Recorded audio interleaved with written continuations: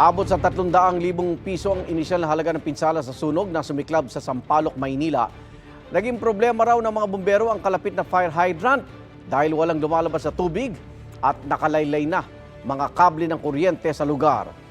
Kumustahin natin ang sitwasyon doon sa unang balita live ni Jomer Apresto. Jomer!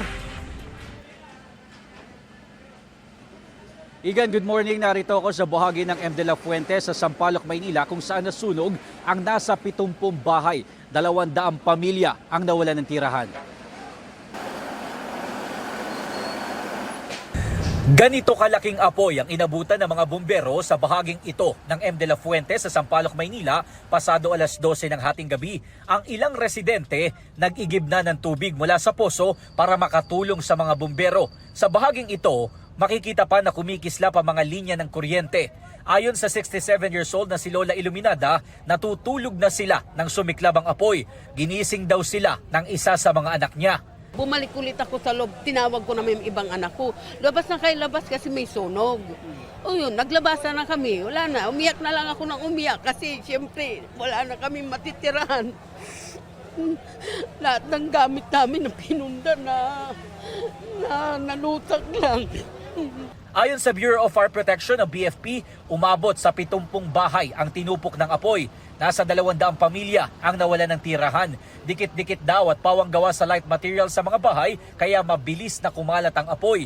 Umabot sa ika-4 na alarma ang sunog na tumagal na mahigit 1 oras bago nakontrol na kung 1:44 ng madaling araw.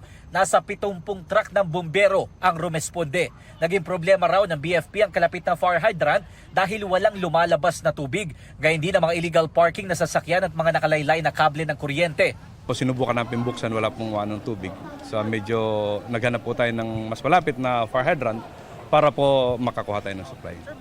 Walang napaulit na nasugatan o namatay sa sunog. Sa pagtaya ng BFP, abot sa 300,000 pesos ang halaga ng mga napinsalang ari-arian. Nagtungo sa lugar ang mga tauhan ng Manila Department of Social Welfare para malaman ang eksaktong bilang ng mga apektadong pamilya para mabigyan sila ng tulong. Patuloy pang investigasyon ng otoridad kung ano ang pinagmulan ng apoy.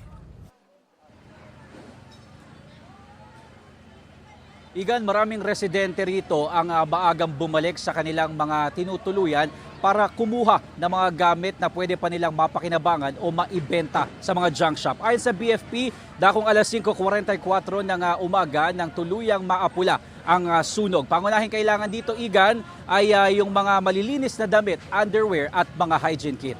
At yan ang unang balita mula dito sa Maynila. Ako po si Jomer Apresto para sa GMA Integrated News.